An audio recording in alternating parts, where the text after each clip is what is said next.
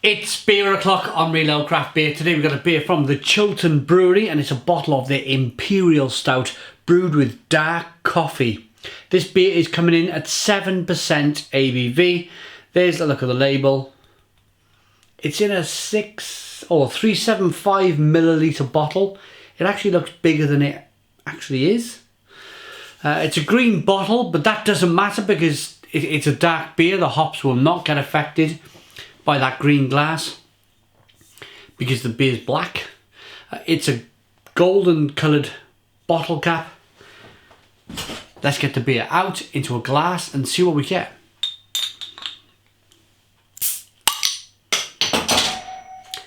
Little bit of smoke on the bottle opening. Beer in the glass then.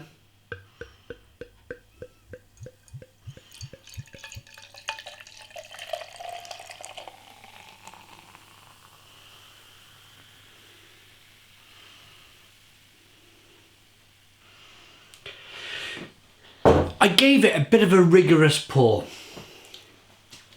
I wanted to do that to show you the big fat tan coloured head. So we have a 3-finger fat tan coloured head and it looks fantastic. Doesn't that look good?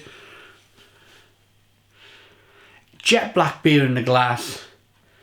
Little bit of carbonation rolling through. It's so difficult with an Imperial Stout to work out if it's unfiltered or bottle conditioned or bright. You know, it's hard to say that it's a bright beer when it's so black in the glass. I don't think it's a filtered beer. Let's get the aroma.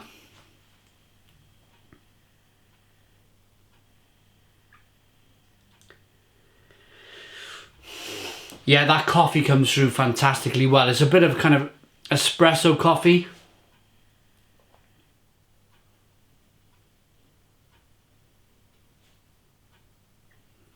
Chocolate, coffee, caramel. Fig, plum, prune. Smells good. Let's dive in. Cheers, everybody.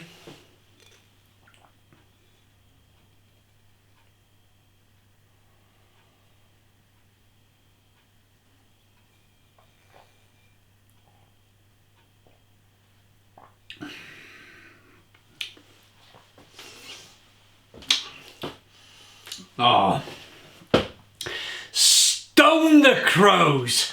Stone the crows. That is absolutely wonderful.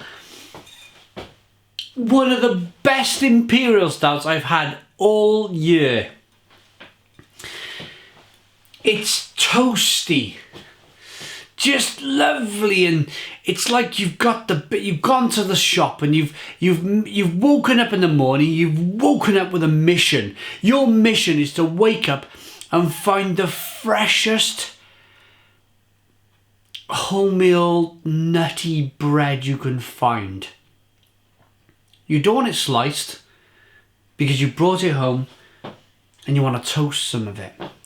So you slice off yourself some big fat slices and you get them, they're too fat for the toaster, so you put them under the grill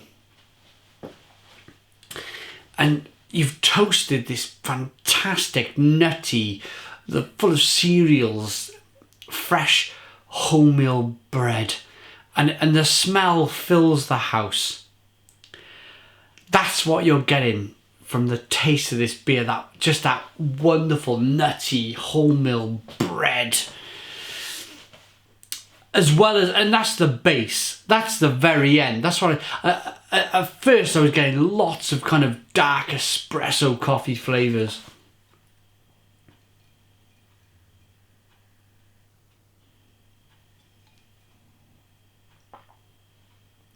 Oh, tremendous. Absolutely tremendous. Oh, but you don't want to hear noise. You want more than noise from me, don't you? Let's talk about the mouthfeel. It's slick. It's like engine oil. It's just thick and gloopy and just wonderful. but there's enough carbonation to push the beer around the inside of the mouth, just to kind of release more of them flavours. And the flavours are, as I mentioned, coffee, espresso coffee, thick milk chocolate, and gloopy, warm gloopy caramel. You know, you can imagine it in a bit of a small bowl, and you put your fingers in, and you've kind of just letting this caramel gloop off your fingers.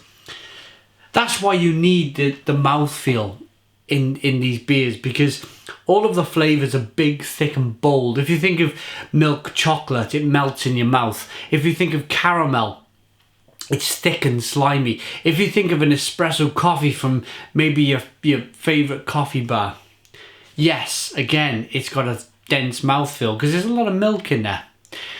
I'm not saying there's any kind of lactose in this beer. I don't know. But what I'm saying is that it gives the impression and it gives the mouthfeel of it's just big, fat and bold.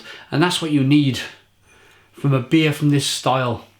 Look as I rock the beer back and forth. That slow moving carbonation trying to get through the liquid to get back to the head.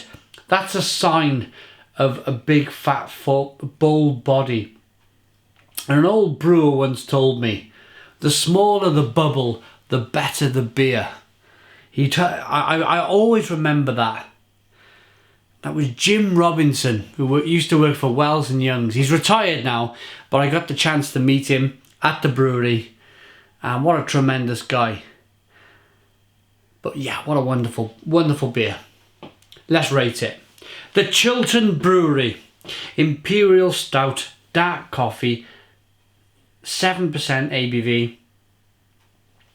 Totally urge you to go out and try it. I really do. Maybe next year's edition, I think it would be even more special, this beer, if you put a cork and cage on it.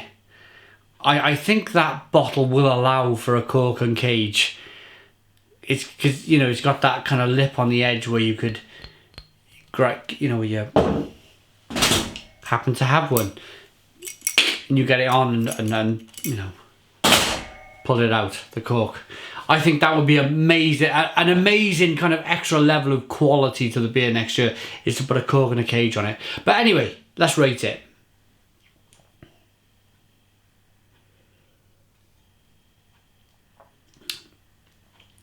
That is one of the best Imperial Stouts I have tasted through all of 2017. And I've drank lots and lots of Imperial Stouts. I like that beer enough to give it a full-on 10 out of 10. It's a 10 out of 10 from Reload Craft Beer. Please put your comments in the comments box. Subscribe to our daily beer reviews. Give us a big fat thumbs up. Boom! And cheers.